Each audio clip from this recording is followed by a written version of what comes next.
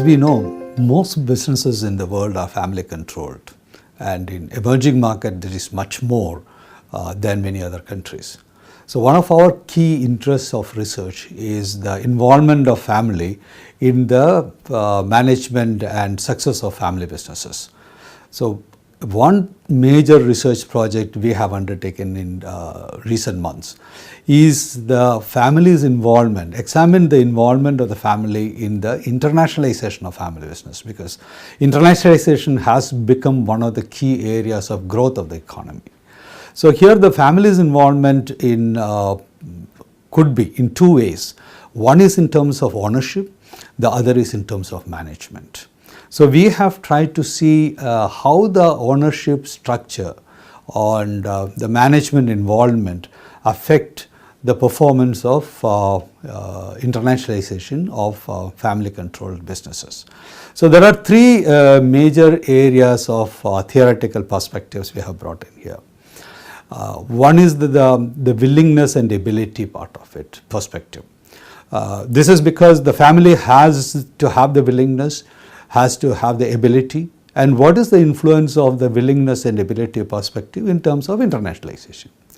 The second aspect is a major area of research which has happened in family business is socio-emotional wealth.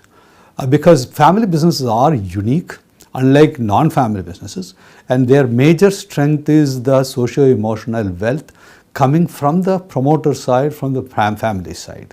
So we are trying to see how the socio-emotional wealth is influencing the internationalization and the performance of family businesses. The third aspect is the influence of agency theory, because there is a family, non-family angle also involved in this. So for this we looked at panel data of 303 very large firms in India spread over a long period of time, and then we try to analyze how the family firms differ among themselves.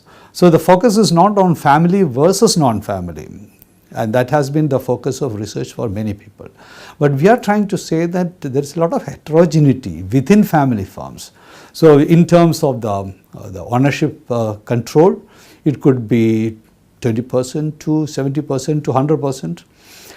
There is also a huge difference in terms of the involvement in terms of management, and we differ, we mark this into operational involvement, to involvement in strategy, governance, or sometimes the ownership and management on operational management are separated. So we wanted to see how the management heterogeneity or the ownership heterogeneity influence the internationalization. And there are very, very interesting findings we have come across. One aspect is that if the family's ownership stakes are high, typically they hesitate to internationalize.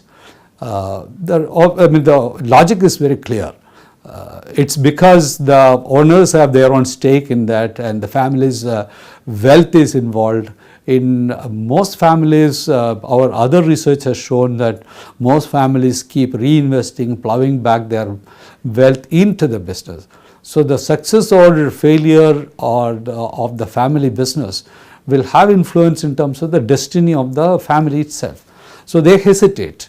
So if the ownership stakes are high, they are not very keen, or they hesitate, they go slow in terms of internationalization, or they try to go to territories which are familiar to the family. That's one.